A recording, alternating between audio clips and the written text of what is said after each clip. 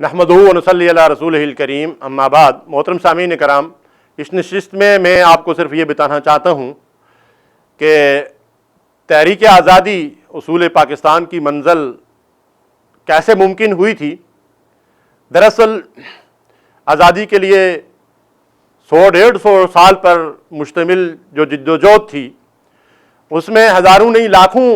انسانی کی جانوں کو قربان کیا گیا، کروڑوں اور اربوں کی املاک قربان کی گئی، اور اس کے بعد خون کی ندیوں عبور کر کے ہم نے یہ مملکت خداداد جو اللہ کا خاص عطیہ تھا، اللہ تعالیٰ نے رمضان کے آخری عشرے میں 27 تاریخ کو یہ عظیم عطیہ ہمیں عطا فرمایا۔ شاید اس لیے کہ یہ ہماری آزمائش تھی کہ اللہ تبارک و تعالیٰ نے جس ملک کو ہم نے اسلامی شریعت کے نفاذ کے لیے حاصل کیا تھا، اللہ تعالیٰ نے نزول قرآن کی راتوں میں وہ مملکت ہمیں عطیے کے طور پر عطا فرمائی۔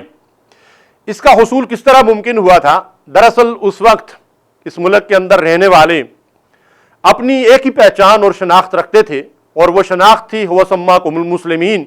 جو اللہ نے ہمیں عطا کی ہے کہ اس اللہ نے ہمارا نام مسلمان رکھا ہے۔ محترم سامعین اکرام، اس وقت بھی اس ملک کے اندر رہنے والے لوگ اور جنہوں نے اس کے لیے قربانیاں دی لیکن وہ اس ملک کے اندر نہیں آ سکے تھے، وہ مسلمان بھی،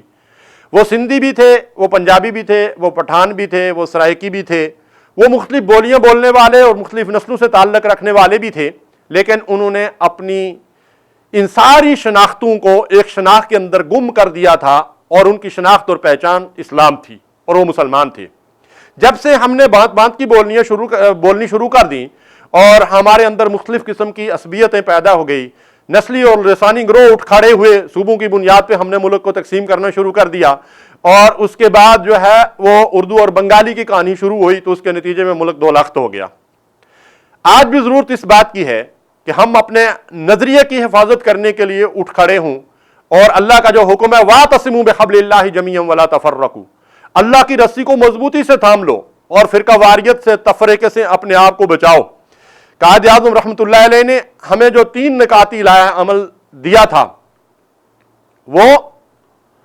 ایمان، اتحاد اور تنظیم۔ اگر ہم ان اصولوں کو آج بھی اپنا لیں تو ہم پاکستان کو اسلامی ریاست بنا سکتے ہیں۔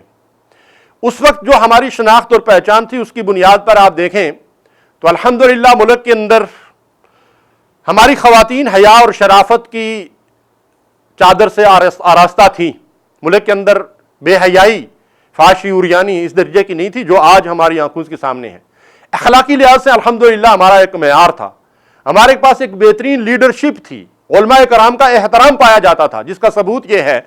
کہ پہلی مرتبہ قومی پرچم لہرانے کے لیے قائد اعظم رحمۃ اللہ علیہ نے ملک کی معروف شخصیت اور عالم دین علامہ شبیر احمد عثمانی کے ہاتھ میں وہ پرچم دیا تھا جو پہلی مرتبہ انہوں نے پرچم لہرایا تھا۔ اس کے علاوہ آپ دیکھیں کہ اس وقت علماء کرام کا کیسا احترام تھا۔ قائد اعظم رحمۃ اللہ علیہ ظاہر ہے اصول پاکستان کی جد و جہد میں ہمارے لیے رہبر اور رہنما تھے۔ جب پاکستان بن گیا تو انہوں نے مولانا مودودی رحمۃ اللہ علیہ کو دعوت دی کہ ریڈیو پاکستان سے مخاطب ہو کر وہ اپنی قوم کو بتائیں کہ ہم اس ملک کے اندر کون سا نظام لانا چاہتے ہیں۔ وہ لوگ جو یہ کہتے ہیں کہ مولانا مودودی یا جماعت اسلامی نے پاکستان بننے کی مخالفت کی تھی، میں ان سے یہ سوال کرتا ہوں کہ پاکستان بانی پاکستان قائد اعظم محمد علی جناح کی کوششوں کے نتیجے میں بنا تھا۔ کیا ان کو اس بات کا علم نہیں تھا کہ پاکستان کا دوست کون ہے اور دشمن کون ہے؟ اور اس پاکستان کے اندر بے شمار علماء کی موجودگی میں آخر کیا وجہ تھی کہ پاکستان کے مخالف ایک عالم دین کو بلا کر یہ بتایا گیا، یہ موقع دیا گیا کہ انہوں نے ریڈیو پاکستان سے مخاطب ہو کر لوگوں سے خطاب کر کے 4 تقریریں کر کے لوگوں کو بتایا کہ اس ملک کو ہم کون سا نظام دیں گے۔ وہ 4 تقریریں ریڈیو پاکستان سے نشر ہوئی، تاریخوں کے ساتھ آج بھی کتابی شکل میں وہ اسلام کا نظام حیات کے نام سے 40 صفحات کا کتابچہ موجود ہے، اسلام کا اخلاقی نظام۔ یہ تقریر مولانا مودودی رحمۃ اللہ علیہ نے 6 جنوری 1948 کو ریڈیو پاکستان لاہور سے کی، جو 6 جنوری 1948 کو ریڈیو پاکستان لاہور نے نشر کی، اسلام کا اخلاقی نظام۔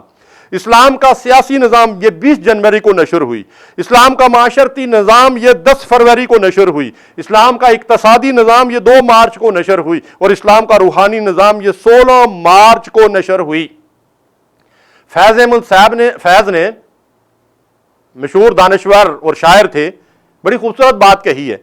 کہتے ہیں کہ 1983 میں ایک انٹرویو انہوں نے دیا، تو اس میں وہ کہتے ہیں کہ مولانا مودودی رحمۃ اللہ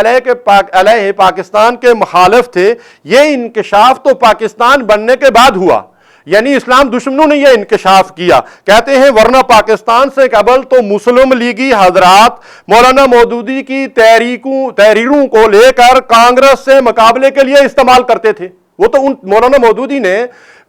نظریہ پاکستان اور نظریہ اسلام کی حمایت میں جو مضامین لکھے تھے اور دو قومی نظریے کے لیے جو دلائل دیے تھے، ان کو لے کر مسلم لیگی حضرات لوگوں میں پھیلاتے تھے اور تقسیم کرتے تھے، اور وہ کہتے ہیں کہ یہ پاکستان بننے کے بعد یہ انکشاف ہوا کہ مولانا مودودی تو پاکستان کے مخالف تھے۔ اس سے آپ اندازہ لگا سکتے ہیں یہ کس قدر جھوٹ ہے جو گڑا گیا ہے۔ جو لوگ دراصل یہ نہیں چاہتے کہ اس ملک کے اندر اسلامی شریعت کا نفاذ ہو اور یہ مملکت خداداد پاکستان اسلامی شریعت سے ہمکنار ہو اور وہ مقصد حاصل کرنے میں مسلمان کامیاب ہوں جس کے لیے یہ مملکت حاصل کی گئی تھی، ایسے لوگ جو ہیں اس قسم کے پروپیگنڈے کرتے رہتے ہیں جن کے اندر کوئی حقیقت نہیں ہے۔ اللہ تعالی ہمیں حقائق کو سمجھنے اور ان کو اختیار کرنے کی توفیق دے۔ وصلی اللہ علی نبینا محمد۔